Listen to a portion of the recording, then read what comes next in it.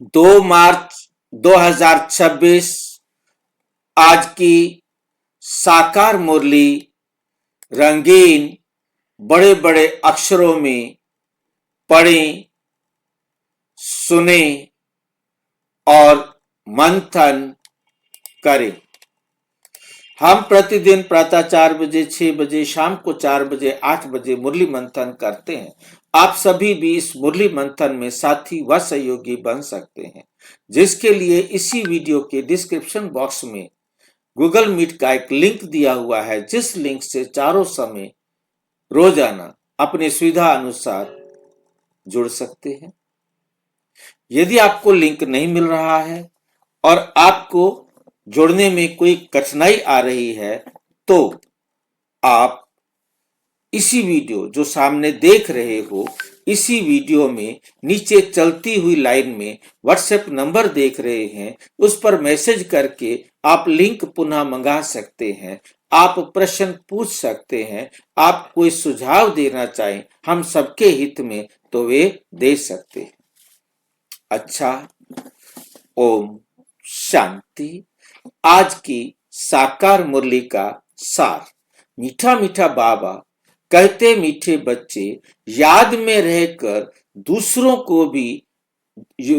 को याद का अभ्यास करो। खुद याद में रहो और दूसरों को भी याद में रहने का अभ्यास कराओ। योग कराने वाले का बुद्धि योग इधर उधर नहीं भटकना चाहिए। जो योग कराने वाला है उसका बुद्धि योग इधर उधर नहीं भटकना चाहिए। प्रश्न, किन बच्चों के ऊपर बहुत बड़ी रेस्पॉन्सिबिलिटी है? उन्हें कौन सा साधन जरूर देना चाहिए? उन्हें कौन सा साधन जरूर देना चाहिए? उत्तर, जो बच्चे नियमित टीचर बनकर दूसरों को योग कराते हैं, उन पर बहुत बड़ी। प्रश्न था, किन बच्चों के ऊपर बहुत बड़ी रिस्पॉन्सिबिलिटी है? कौन सा ध्यान जरूर देना चाहिए? किन बच्चों पर रिस्पॉन्सिबिलिटी है? जो टीचर बने हैं, जो मार्गदर्शन करने के निमित्त बने हैं, उन बच्चों के ऊपर ये बहुत बड़ी रिस्पॉन्सिबिलिटी है। उन्हें कौन सा ध्यान जरूर देना चाहिए? जो बच्चे नियमित टीचर बनकर दूसरों को योग कराते हैं, उन पर बहुत बड़ी रिस्पॉन्सिबिलिटी है। अगर योग कराते समय बुद्धि बाहर भटकती है, तो सर्विस की बजाय डिस सर्विस करते हैं, क्योंकि वो सामने बैठे हैं और उनकी बुद्धि इधर उधर भटक रही है, तो सामने बैठे वाले बच्चे भी, भाई बहने भी, उनका भी ध्यान उधर भटकेगा। मेरे द्वारा पुण्य का काम होता रहे, डिस सर्विस नहीं हो, मेरी बुद्धि स्थिर रहे ताकि इनकी भी बुद्धि स्थिर रहे। ओम नमो शिवाय। ओम शांति।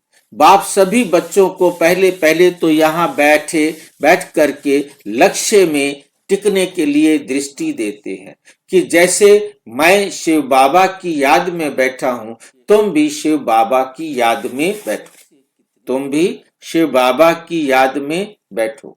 प्रश्न उठता है कि जो सामने बैठे हैं निष्ठा कराने के लिए, वे सारा समय शिव बाबा की याद में रहते हैं?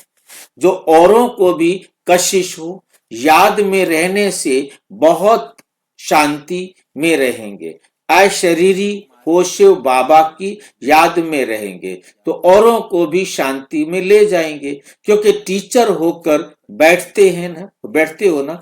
अगर टीचर ही ठीक रीति में याद में नहीं होंगे तो दूसरे रह नहीं सकेंगे।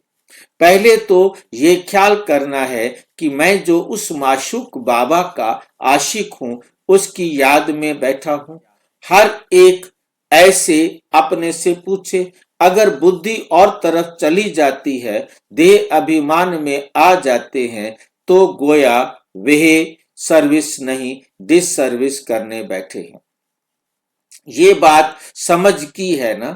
कुछ सर्विस तो की नहीं, ऐसे ही बैठे हैं तो नुकसान ही करेंगे। टीचर का ही बुद्धि योग भटकता होगा तो वे मदद क्या करेंगे। जो टीचर ही बैठते हैं, टीचर हो बैठते हैं, वो अपने से पूछें कि मैं पुण्य का काम कर रहा हूं, कर रही हूं। अगर पाप का काम करेंगे तो दुर्गति को पाएंगे, पद भ्रष्ट हो जाएगा। अगर ऐसे को गद्दी पर बिठाते हो तो तुम भी रिस्पॉन्सिबल हो। शिव बाबा तो सबको जानते हैं, ये बाबा भी सबकी अवस्था को जानते हैं। शिव बाबा कहेंगे ये टीचर बन बैठे हैं और इनका बुद्धि योग तो भटकता रहता है, यह क्या औरों को मदद करेंगे। तुम ब्राह्मण बच्चे निमित्त बने हो शिव बाबा का बनकर उनसे वर्षा लेने। बाबा कहते हैं हे आत्माएं माम एकम याद करो। टीचर बन बैठते हो तो और ही अच्छी तरह उस अवस्था में बैठो। यूं तो हर एक को बाप को याद करना, हर एक ने बाबा की श्रीमत पर चलना है। बाप को याद करना माना बाबा की श्रीमत पर चलना है।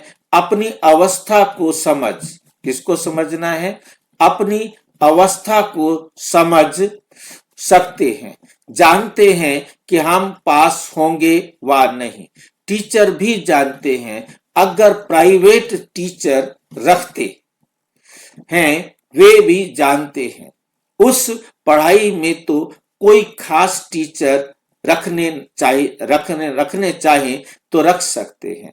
यहाँ अगर